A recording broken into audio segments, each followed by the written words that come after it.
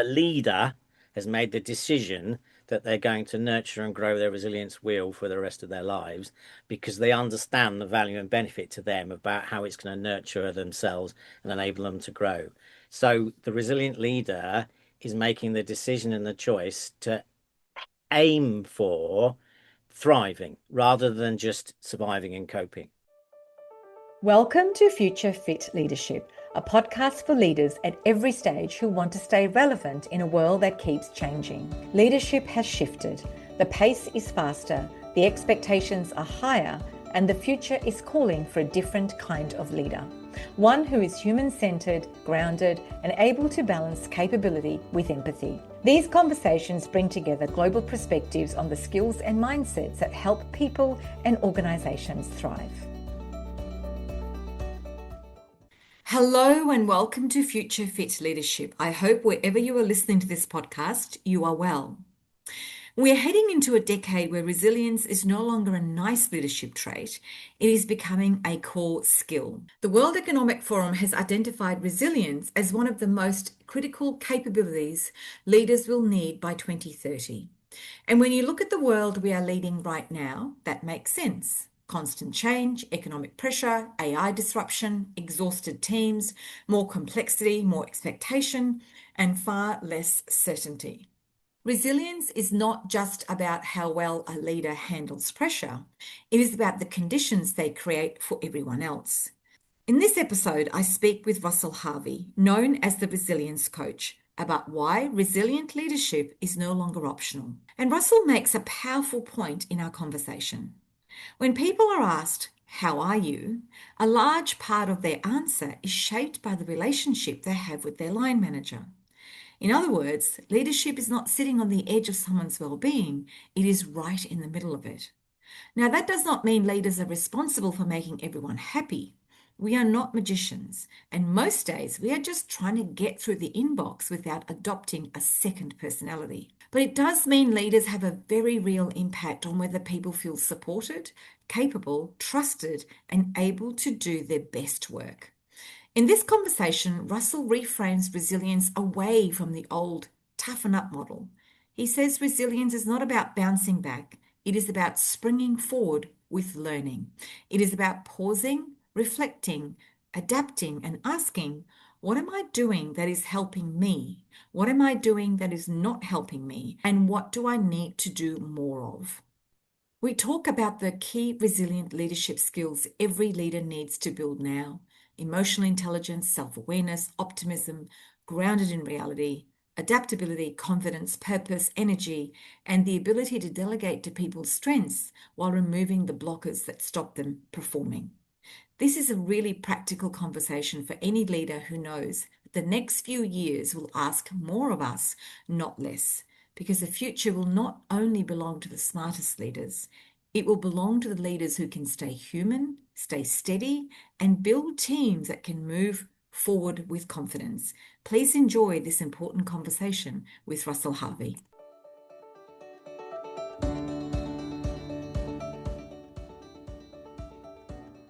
Hello, Russell. Welcome to Future Fit Leadership, all the way from the UK. I speak to a lot of people from Australia, New Zealand, and the US, not many from the UK. So super excited to have you on our podcast. How are you? I'm very good, thank you, Sadhna, very much. Brilliant, looking forward to being here, and yes, getting a UK voice in the mix. Yeah, we've had a couple, but not many. So all the way from Leeds. I'll mention where you're from. We just had the conversation offline that I lived in the UK for many years. Haven't been back for a while now, but you never know. Never know.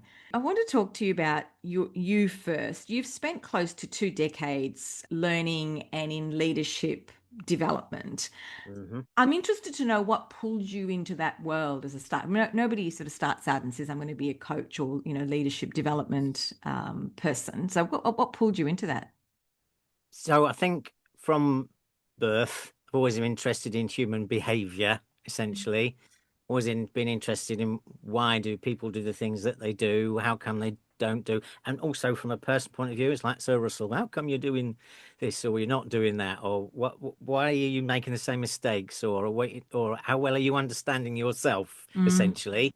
And so the very short version of what led up to how I describe myself today, which is a coach and a facilitator, is that the big light bulb moment was I was traveling around the world teaching English language lessons in Hong Kong for a period of time because that's what everybody does. And something magical was happening in the room that I was in and didn't know quite what it was at the time. But I thought, whew, I like this. I want to do this for a living. But I knew I didn't want to be a classroom teacher. Right. And then that segued into when I came back from traveling, the best way I could describe it to recruitment agencies is I think I want to be a business trainer is that was the job title that I could equate it to at the time. Recruitment people will go, well, what are you qualified in that, Russell, and what do you know about it? And nothing and nout at the Mm. time, essentially. And so that's where my career went from there. So I went into sales, but did all the training. And then it was like, okay, so it's learning and development. Oh, look, it's leadership development. Oh, look, it's a little bit of organizational development. And so for a long time, I know that my absolute identity is I am a coach and a facilitator. And then I'm sure the rest of the podcast around why the resilience coach. So Mm. that's part of that journey. So always interested in humans, and that's become the fact that I'm really comfortable. My identity is I'm a coach and I'm a facilitator. It's who I am. Interested to know what you thought strong leadership looked like at the start of that journey to what you think it looks like today. So I don't think it's really changed. I couldn't articulate it at the time. So many decades of sort of feeling like I was banging my head against a brick wall a lot of the time in organizations. And I appreciate that it's words, if you know, that they're easily said, but enabling people to be at their best was what it is and was, and Mm. you can never get away from, essentially. And I know that everybody's listening and will nod and go, "Yep, yep, yeah, I get that, absolutely." But I think then the next bit is, so how? How Mm. do you actually do in this crazy world that we live in, where there's all these demands on us? And yes, we're here to. Somebody somewhere is asking us a question around. We need you to do X, Y, and Z. We need you to make money for this, or we need you to provide this KPI or this stat, but then really how in all of that world I go, right, I'm enabling all of these human beings that are in my organization to be at their best.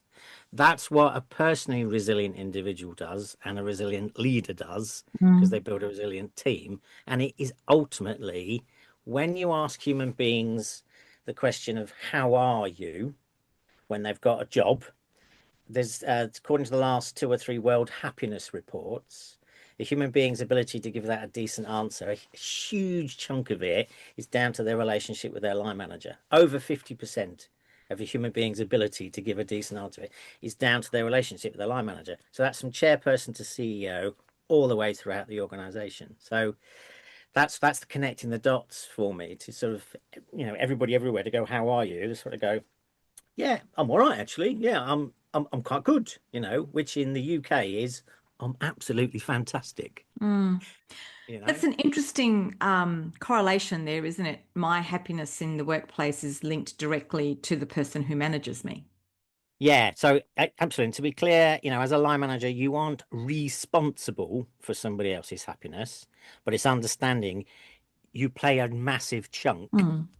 in their ability to give a decent answer to the question. Mm. Mm. At what point did you realize that resilience was just not something which was a personal capability, but it was actually a leadership requirement? Yeah, so it's a bit of a slow burn, I think. So, yeah, 22, 3 years in this whole space, and probably 18 of them specialize them in the resiliency piece. So my last permanent role was at an organization called the Co-op Group in Manchester. So there's co-ops all over the world. But not long after I joined, it got itself into a massive, massive pickle as an organization. Mm. Enormous challenges as a business. And my internal client pool was like the top 300 leaders in the organization, essentially. And everybody came to me with their head in their hands, literally, and went, "Well, what do we do?" So I had been looking at the word resilience, and I had been looking at this framework of VUCA, VUCA, Hmm. if people are familiar with it. And I just went, look, our solutions are in there. For us to find a way through this is our solution. And so it is essentially then over the last 18 years of spending all day, every day talking about resilience and VUCA, it's become more than a buzzword. It's become actually a personally resilient individual understands what it means for them to take on the leadership approach they want to, and you need to grow and enable a resilient team to face into all your business challenges. And Mm, it's like if you ask the question, what does it mean to be resilient? It is also the same question is what does it mean to be human? mm, And so you can't dismiss the two. They are the same question. What does it mean to be resilient? What does it mean to be human? And even with the advent of some weird thing called artificial intelligence, we're still going to need some human beings at some stage in our lives. So it's even more yeah. important to go, what on earth does it mean to be human? And what will I need from the humans that I will have in my organizations now and going forward? And I'll need them to be resilient. You say resilience is not bouncing back, it's about springing forward. Yes. If I'm listening to this, my first question would be, well, what does that look like in my life? Like, what does springing forward look like? Yeah, so it's springing forward with learning is how I define Hmm. resilience. Just if I need to clarify if anybody's listening. So in all the research, the words bounce back are there. It's just I am concerned that there's a bit of a subconscious attachment to that. So a lot of people don't know they're resilient until they have to face into an adverse situation. It doesn't have to be negative, but it could be adverse. And then if we say to ourselves, right, that's happened, I'm now going to bounce back. It is sort of a subconscious instruction to go back to how you were before the thing happened. And I'm Mm, going, whoa, whoa, no, what did you learn? What did you learn? And so what that exactly looks like is that leaders make the decision and the choice now, today, this minute, for the rest of their lives to grow and nurture their resilience by regularly pausing. And pausing is listening to podcasts. Pausing is a great team meeting. Pausing is going for a walk. Pausing is thousands of things. And in those pauses, asking themselves three questions. What have I been doing behaviorally recently that has been serving me well? Brackets in relation to resilience. What have I been doing recently behaviorally that has not been serving me well in relation to resilience? And how can I do more of the answers to the first question? That is what it looks like. If I'm behaviorally observing a leader, they are doing that, they're pausing and they're asking themselves some questions. And so through that learning, you adapt and your attitude change. And the heart of resilience is attitude, and mm, adaptability is a buzzword, same as resilience, but genuinely understanding what it means to enable a human being and leader to go, actually, this is what I'm going to keep doing, and this is what I'm going to do differently. mm. That's harder than we realize. We absolutely fundamentally believe as humans that we're adapting probably more than we are. So really opening up to doing something different is what's useful. I want to dig into this resilient piece because I think sometimes we think that to become resilient, you almost have to have that breakdown. I'm sitting on the floor, weeping, Yeah. carpet burn on my face. That, let's and I get through that and I'll come out of it more resilient. And we'll get into some of the work the World Economic Forum is talking about. But what does a resilient leader look like to you? Yeah, so they've made the decision and the choice, I'm going to say it today, now, Sanana, to just literally go, right, I'm going to engage with my resilience wheel, which is on the website, not plugging it, but to answer the question, how do I build resilience? There's like 7 things on a wheel. Hmm. So the leader has made the decision that they're going to nurture and grow their resilience wheel for the rest of their lives because they understand the value and benefit to them about how it's going to nurture themselves and enable them to grow. So the resilient leader is making the decision and the choice to aim for thriving rather than just surviving and coping, which once again, I know they're buzzwords that we talk about, but surviving is hanging on by fingernails. Coping is some form of okay. And it might be, I'm okay, but am I just about to tip into surviving? Or do you know what? I'm okay. And I think I might be tipping into thriving. And thriving Mm, is, generally speaking, with everything that's going on, all of the challenges, you ask a human being, how are you? And they go, yeah, there's a lot going on and I'm good. That's the response that the resilient leader does. It doesn't have to be big wow and big whoop, but it's like, Yeah, there's a lot going on, but I legitimately can say that I'm good, and the resilient leader does that. And I specifically as well talk about three things that resilient leaders are responsible for. Okay, so number one is a resilient leader everywhere needs to delegate brilliantly to people's strengths and remove the blockages to them performing. Okay, they're people performing. The second one is that you need to nurture, grow, and develop a resilient team around this wheel. And the third one probably should be first, but people will realize it. The third one is making the decision and the choice to personally develop and nurture and grow their own resilience for the rest of their lives. Mm, That's what a resilient leader does. They're responsible for those three things. As a consequence, they will give themselves the best chance that when they look around their organization as a CEO, they will go, "Yep, we're doing all right. We're doing pretty good with everything that's going on. We are facing into them, and we've got ideas, we've got approaches, we've got a clue about what we're doing. If I walk around the organization and I got this feel of I think we're heading in the right direction, and we've got a handle on things, and the worries and concerns, I know what we're going to do about them, then." That's what it looks like, and it sounds like, and it feels like as you go around the mm. organization. And you build more resilient organizations and people who work with you that become more resilient as a consequence of a leader like that. You do. This is it. This is it's all interconnected. So this resilience wheel, you can utilize it personal, leadership, team, and organizationally, Mm, essentially. And you do. And so it's like behavior breeds behavior. When the leaders everywhere are going, I am role modeling resilience. So as you're going around everywhere and you're talking about this is what's coming up for me today. This is how I'm utilizing my resilience wheel to find a way through it. This is what I'm thinking and feeling. This is how I'm approaching it. That is one of six other things that resilient leaders do is role modeling it everywhere they go. People see it to go, oh yeah, this person's talking about this bit of their wheel. Right, okay, I get that now. I can relate to that. I understand it. I now know a little bit more about what I'm now going to do as me in my circumstances mm, mm, around it. mm. There was a time when we would say, just get tougher or toughen it out, or, Yeah, that doesn't work anymore and it does do damage. it does. Talk to Yeah. me more about that because I think that was an oversimplified way of looking at resilience, right? Just toughen up. Yeah. So in nowhere in my style, in my approach, do I ever want, when I talk about resilience, for it to feel toxic. Mm, So I'm pushing back against any style or feeling of toxic positivity or toxic resilience.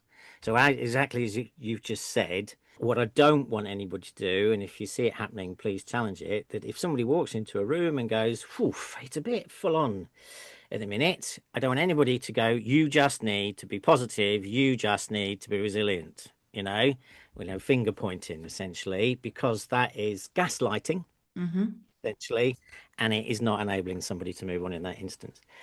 So, and I've seen it on one of another podcast that you've done. So I talk a lot about the word optimism, hmm essentially. And so, to build upon that, what resilient leaders do is they role model optimistic conversations. hmm Okay, so it requires a good degree of emotional intelligence, coaching skills, empathy, and compassion to role model, an optimistic conversation. So optimism, as you know, grounded in reality. So a resilient leader is comfortable engaging in a conversation with a colleague or a whole team about the reality of the size and the scale of the challenge. The reality of, blimey, when I think about this, oh, golly, there's a lot going on, and I have a lot of feelings about mm it. But they mm are okay doing that, but they manage to do it in a way that doesn't go into depths of despair. We hold it well. These thoughts and these feelings to go. Got these concerns. This is the size and the scale of the challenge, but also what is grounded in reality is what's good about us, what's right about us, what our strengths are, what our skills are, what our resilience levels are, what our experiences are, the qualities that we've got. So if you imagine you've got sort of these parts of the reality of the conversation on two hands, The size of the challenge, and the other hand is about what's good and right about it. Is when you can elevate what's good and right, strengths, skills, capabilities, human beings then start to feel hopeful. And Mm, then they start to feel positive. To go, "Oh, okay, we've had a good chat about the reality of where we are, and we've talked about it well. And actually, we've talked really well about what we've got individually and collectively to do something about it. So I have the belief that actually we can face into this and do something about it." mm, So, as leaders, go around your organizations and start to go, just how optimistic are you at the moment? mm, And mm, just go everywhere and see what responses you get, and then it's an mm, opportunity to clarify with people mm. the nuance between optimism and positivity, essentially. The podcast you're referring to was with Victor Perton, who is in one of the most optimistic person I have ever met, and it's you can't help but be optimistic when you are either talking to him or physically in his presence. It just oozes out of him, and it's really interesting because I think when you are like that, people around you become very optimistic as well. So you're absolutely right. But coupled in there is what were all his roots to get to that Yes. optimism.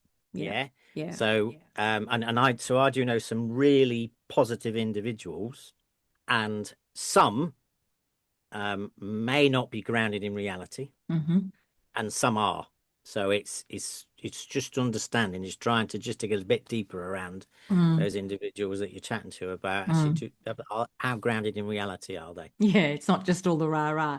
Now, it's interesting that you've named yourself the resilience coach because, of course, and it's only been recently that the World Economic Forum has said that they expect, as we head into 2030, employers expect 39% of the core skills of their workforces to change. They've also said that resilience is going to be one of the core skills that leaders require. What does that mean for the work that you're doing with leaders today? Because we had a chat about this off air. If I am going to build a resilient leader for 2030, I can't do that when I am in 2030. So, what is the work that I need to do now in organizations and with my leaders or with my emerging leaders that, over the next 4.5 years, they Yeah. become very resilient? I know I'm biased around this, but bring people like myself in to your organization and have a great conversation about being clear around what resilience is and isn't. Okay. So, absolutely, this springing forward with learning. It's like learning to what end, learning to what aim for each of your organizations. And then it is everybody nurturing their own resilience wheel. So Mm, it's built upon research from Robertson Cooper, 7 bits, heart is attitude, and then it is once again buzzwords, which is purpose, adaptability, confidence, the support network, meaning, which is internal storytelling, and energy, which is all about our strengths. However, when you pull all those apart and everybody's nurturing and growing each of those, that they now get into the place of facing into a life with a very different approach, a very different attitude, and a very different sort of behavioral norm, essentially. And they move away from spending most of their time coping, mm, going from one thing to the next, essentially. They move into this next space, essentially, which is, doing things differently. So, yeah, it's like start today, I'm afraid, because you see the value and the benefit, because you think mm. differently, you have different conversations, you actually genuinely open yourself up to doing things slightly differently, because we are permanently pushing back against our brain's natural desire to take the path of least resistance. With all the coaching that you've done, the leaders that you've worked with, what is the key thing leaders have to unlearn to be better at the resilience piece? Those that are in this place of like, I just need to be tough and keep going, don't I? That's what they need to unlearn, essentially. So there is an awful lot of that element of getting into that uncomfortable place of, who am I? What do I really think and feel? What's my value system?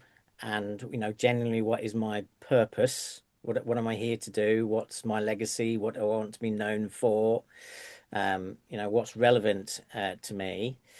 and do that hard work on themselves, essentially. So they'll be successful to date because they've got to where they've got to this senior leadership level.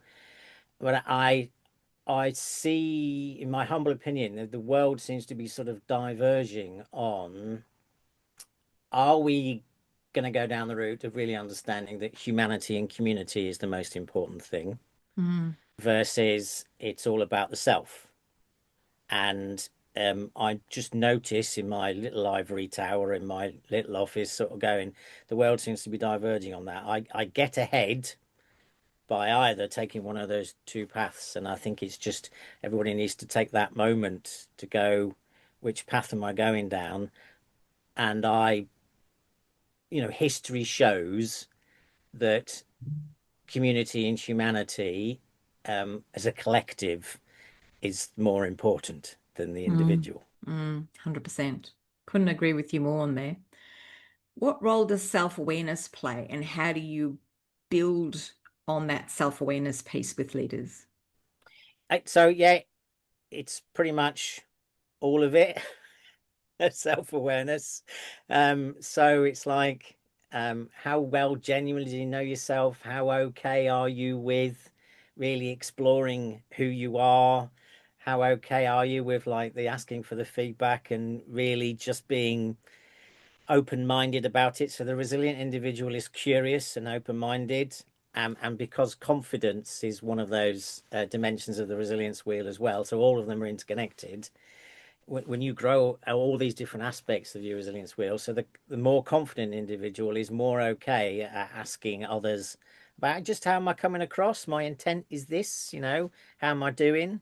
And being comfortable with exploring it and making really, good decisions around what they're going to take on board and what they're going to not take on board, because you can't please all of the people all of the time, Mm. but utilize that to really define who you are. And so I ask, when we work with leaders, you only need one purpose, but I sort of say to them, look, what's your purpose in life, but what's your leadership purpose? And it's like, and they go away and they explore that and they write it down, and some of them get to the end of our coaching time together before they finally nail it, and some of them sort of crystallize it at the start. So it's an exploration. For not, I know everybody's circumstances are different, but one of the other ways I talk to leaders about it, that if they're part of a family unit, imagine, family unit, and you've got sort of children and growing up, and they're coming home from school and they're talking to you about this happened at school today, or that happened, or this is how I was treated in the playground.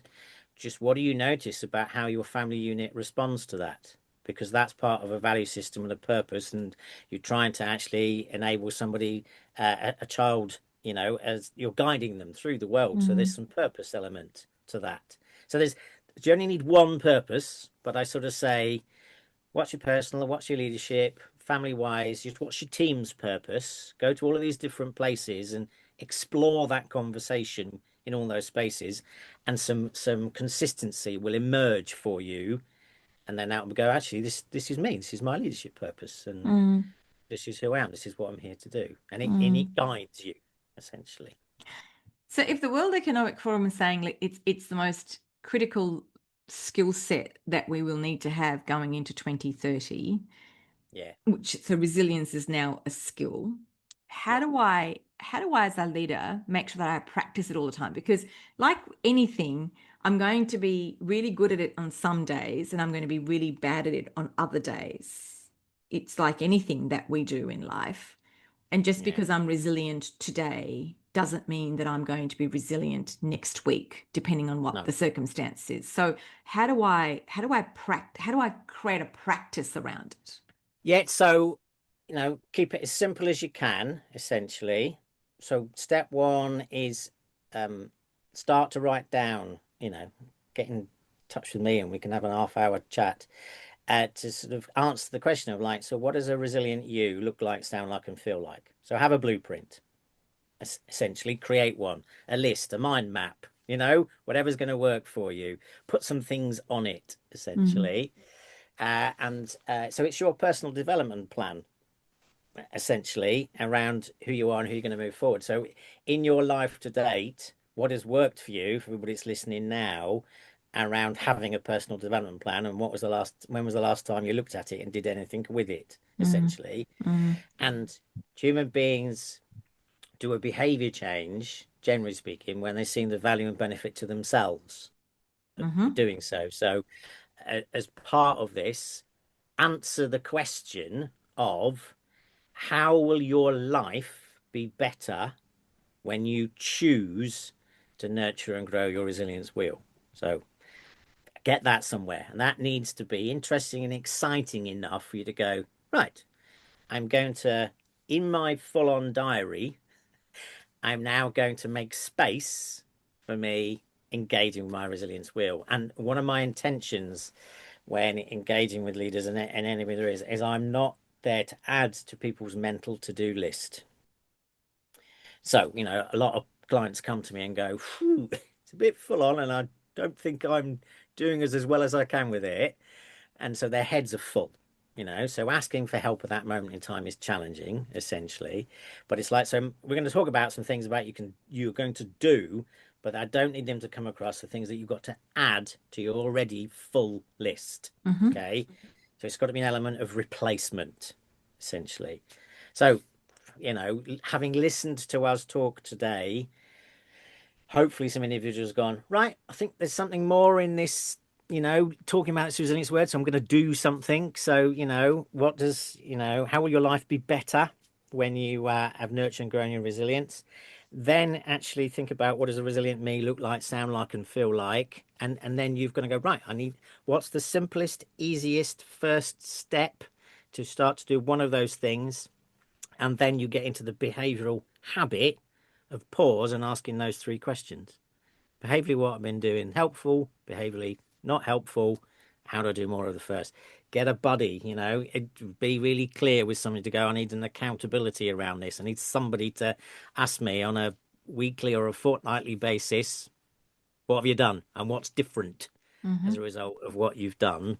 And then the benefits are whenever the phone rings or when you get an email or when you go to all of your meetings or your line manager is going to ask you a question, the benefit is that you feel more comfortable picking up the phone, answering the email, going to have that conversation, going to a meeting and going, okay, so we've got another challenge, but I'm more comfortable coming to you all and talking about it because that's Mm. what the resilient individual looks like. Now, you've set a mission to positively impact 100,000 people, Yes. and you've probably done more than, is it 74,000 that or something like that that you've already helped? What's Yes. what's that commitment about and why 100,000? Yeah, so very nicely, the 100,000 was hit August last year. So there's been Oh, a tweak. congratulations. So Thank you you've upped very the much. number then. So I've upped the number, yes. So circling back to teaching in Hong Kong when there was some magic happening in the room, it was people having light bulb moments. People went from confused face to realization face. So that was the 100,000. So engaging with clients, all walks of life, leadership programs, conference speeches, podcasts, anybody that's listening, they've sort of gone from I'm not sure about this to oh, I get it now. I can do something about right. I can make my leadership role right. Yes, better for me and others. That's the 100,000. So through some specific measures and some fingers in the air and ripple effect, the 100,000 has been hit essentially. But it So was what's the about new number? well, so the new purpose, and so that was me role modeling the purpose element of the wheel. So now my purpose is championing businesses to be a force for good. Championing businesses to be a force of good. I like that. Force for good, yes. And that, and the build upon that is every single line management relationship everywhere, make that as good as you can. So anybody that is a Mm. leader, chairperson, CEO, anywhere in the organization, that line management relationship, the resilient leader, my role is go, right, what does it mean to be resilient? The impact of that is when I ask your team members, how are you? Our measure is they go, yeah, all right, actually, it's quite good because the leader has created the circumstances for them to be at their best and Mm. do what they absolutely can to meet the business's needs. So championing for businesses to be a force for good is in the line management relationships, and that is my purpose at this moment in time. So if I was a line manager or a leader or a chair or a CEO, what Yeah. are some of the questions I could ask the people that I'm managing to help me better understand what when they do their job that they're okay and that I am directly or Yeah. responsible for their happiness in their workplace. Yeah, so how optimistic are you feeling right now? That's a question to ask, essentially. Then there might need to be a chat about clarifying what that means, Hmm. but given the things that are in front of you, your objectives, your KPIs, what you're expected to do day to day, and how well equipped you feel to do that, how optimistic are you? And then, yeah, what's my role in that? And so there's that element of the number one of the three things that leaders are responsible for. So, delegating brilliantly to people's strengths. So, really, really understand what naturally enthuses the individual that's in front of you. So the strengths piece comes from a psychometric strength scope, which is UK version. The US version is Strengths Finder. So I'm not entirely sure if that segues into Australia or if there's an additional one. But there are 24 strengths, essentially, psychometric, and you can't be energized by all 24. You have a significant seven, Hmm. essentially. Hmm. But the questions that you ask your member of staff, your person, is like, since I last spoke, just tell me about some of the things you've been up to. And the individual, being simplistic now, they might go, well, 2 weeks ago, I was working on this project and this was happening and that was happening and yeah. So they were energized. They were enjoying it. They were being at their best. And then we go, and the man go, and last week I was working on this project Mm. and yeah. So there's a clue. Okay. Yeah. So you go, so tell me more about what was happening in both instances, essentially. And right, how do we find ways that we can get you to do the things that you were doing? And that one you went, this was going on and I was enjoying it. So tell me what happened in the past and tell me what you got coming up. What are you looking forward to? What are you not so sure about? So those are the questions that you need to ask because the more time people spend utilizing their strengths, it builds natural resilience and natural confidence, essentially. So they're all intertwined.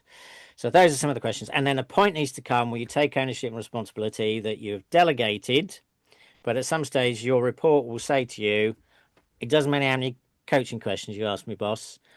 I can't do anything about this. You're more senior to me. Mm. I need you to take this away from our conversation and go do something about it. Do Remove it blockages. yourself. Yes. Or yeah, it's like I can't do my job because this isn't working in the organization and you're more Mm. senior. So you can go somewhere and go, my people aren't performing because this doesn't work in our organization. Mm. So that is removing the blockages. So take ownership and responsibility for that. Mm. Mm. When you look back on your work one day, what do you hope people will say changed for them because you were in their corner? So very nicely in a lot of situations, I've had some incredible coaching feedback, and I'm not, don't have my intentions not to have the following piece of feedback from every client, but one individual said, you've changed my life. So they Mm. went from being an operations director in a big engineering firm, and they went to being a project manager in a charity for the Royal Society of Protection of Birds. So not everybody's journey has to be as significant as that, okay? But what that individual said was, I came to you. I wasn't happy where I was. My family relationships weren't the greatest. And then I was walking down the street halfway of working with you, and somebody stopped me and went, how are you doing? You look really happy. And it was like, yeah, I I am. am. So, it's a case of I can't make you happy, but the difference is, as I've said a few times, when you get asked by others, how are you? Mm. Your answers to that question shift. Yeah. Yeah. That's the difference that I'm aiming for. Mm. So, Russell, we've come to the point in our podcast and conversation which we call the Spotlight Shuffle. If you were sitting here in the room with me, I'd have a little fishbowl with 20 questions in them, and you'd randomly pick 3 or 4 questions, and we don't know what the questions are going to be, and you would have to answer them. So, you're not sitting in the same room as me, you're in the UK. So, choose a number, any number, and I will ask you the question against it. 4. What leadership quality will matter more or even more in the next decade? Well, I don't, resilience. I'm just, Resilience? Okay. What another one other than resilience? yeah. So it's emotional intelligence. It's that essentially. It really is Mm-hmm. emotional intelligence. Mm-hmm. Okay. Another number? 8. Number 8. Here we go. What's one mistake that taught you more than any success ever has? Yeah, and I still fall into the trap. Not everybody thinks like you, Russell. Mm. And I still fall into that trap all of the time, you know. So yeah, not everybody thinks like me, you know. Humans are different. But and I spend most of my time understanding that, but then other times I fall into the trap of forgetting it. And Yeah. that teaches me month by month. Yeah. It's such a leadership trait, isn't it? Like I've done that so many times where I think everyone's on the same page as me because they must all be thinking like me. And then suddenly you look around and you go, no, no one's thinking like me at all, you know? Yeah, so I'm curious, I'm exploring it, all of the time around, and then I also fall in the same trap every month, every week into, they don't all think like you, Russell. Yeah. You wish they would, but they don't. All right. What's the next number? 17. What's one decision you're proud of, even if it wasn't popular? Well, so I am proud of 2 things actually. Traveling around the world for a year with girlfriend at the time, now my wife. Was it popular? Yeah, people would query it Mm-hmm. essentially. It was back in 1996, but that's one of the things. It's been a guiding experience through our lives. It's just informed in so many different ways, and setting up the resilience coach. Mm. Mm. And now it's so very much needed between now and, the next 10 years as such. So Yeah. very forward thinking at the time. Who knew? Who knew? Last question, or last number, sorry.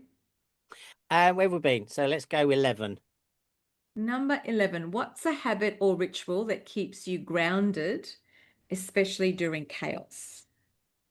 I think it's that optimism conversation with myself and Mm. others, Mm. essentially. So yeah, in chaos. And I think the habit really is utilizing my own personal strength scope, just to understand what my top 3, significant 7, the ones that I'm not energized by at all, just how they're playing out in a moment. That's my habit of just what's going on with me around Mm. these, essentially. Mm. Um, yeah, the optimism and then the strengths piece, essentially. Now, Russell, if people want to find out more about what you do and, to connect with you, the best place is to go to your website, theresiliencecoach.co.uk. Absolutely, yes. And I'm all over LinkedIn as well. So, just messages on there. Feel free to connect. Feel free to just get in touch and, just have a quick chat. It's like, that's it. Just like, it's like, can I have a word? Just, I've got any email or message to go of like, just can I have a word? It's fine. Yes, you Mm. can. Mm. Absolutely. Mm. I love it. Well, thank you for putting that out there. Hopefully you'll get some people reaching out, but thank you for making the time to be on the podcast. I appreciate it. And it's always awesome to have someone from the UK have a voice in the Australian leadership market. Thank you. And thank you so much for having me on. I really appreciate it. Thank you. If you like what you've heard, please share, rate and review this podcast, and don't forget to share it with anyone who might benefit from hearing it. The producer of Future Fit Leadership is Maritza Barone from Guide Your Light Network. If you would like to reach out to me, please DM me on any of my social media platforms. I'm available for speaking at conferences or consulting to your business. Future Fit is created in partnership with Future Leadership, a capability ecosystem for boards and executives. If you'd like to join the community and receive a free takeaway each week, sign up to the Future Exchange app in my show notes. Thank you for having me in your space. This is a Guide Your Light network production, creating podcasts with purpose.